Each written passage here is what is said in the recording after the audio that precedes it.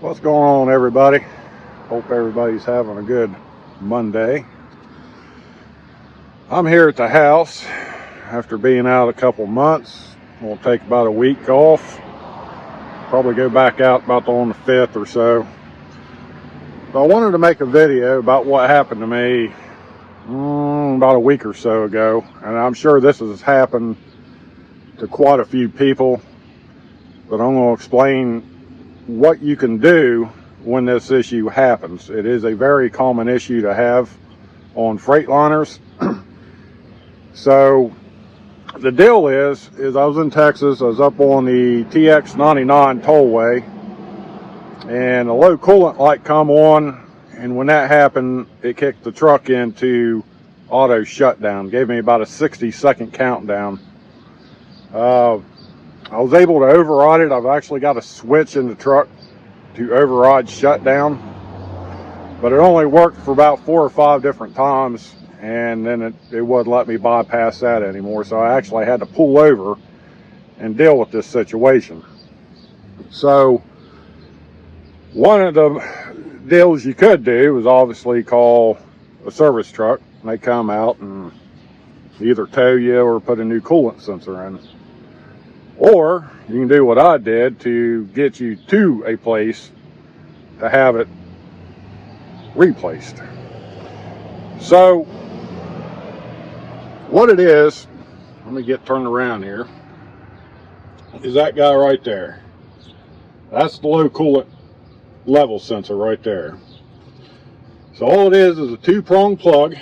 Let me get up here. It's just a 2-prong plug. You'll have a little red clip that's right there. On the back side of it, it sticks out. You want to push it through, and then there's a clip right underneath that plug. You depress it and pull this whole plug out. Okay? So when doing that, find you a piece of wire, something like this, right? Speaker wire, it doesn't matter, just anything.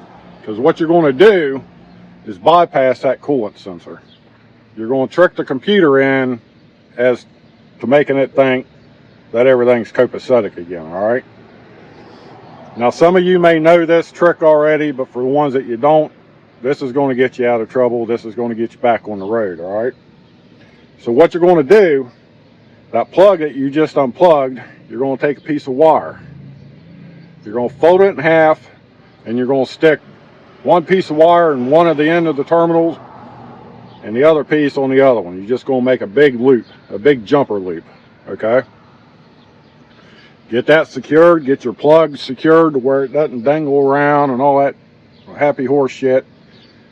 Get it taped up, go back in, start your truck, and you're good to go. You could roll like that forever and a day if you so choose to, but I wouldn't recommend it. I would get it to a place and get it replaced. Now, here is the old coolant sensor that come out of the truck. All right. Like I said, it's just a 2-prong plug. Don't know if you can see that or not, maybe. But on that plug on itself is the one that you would jump, not this, your actual harness plug. But now how these things work is inside your reservoir, there's a little float. There's a float in there with a magnet ring on it. And then it'll kind of slide up and down, and this sensor is what reads off of that magnet. So when this fails, it goes from a closed circuit into an open circuit is basically is what's happening. So whenever you bypass that plug, you're taking it from an open circuit back to a closed circuit.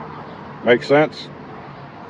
So anyway, I hope for the ones that didn't know that, this little trip or this little tip will help you get back on the road and do what you got to do.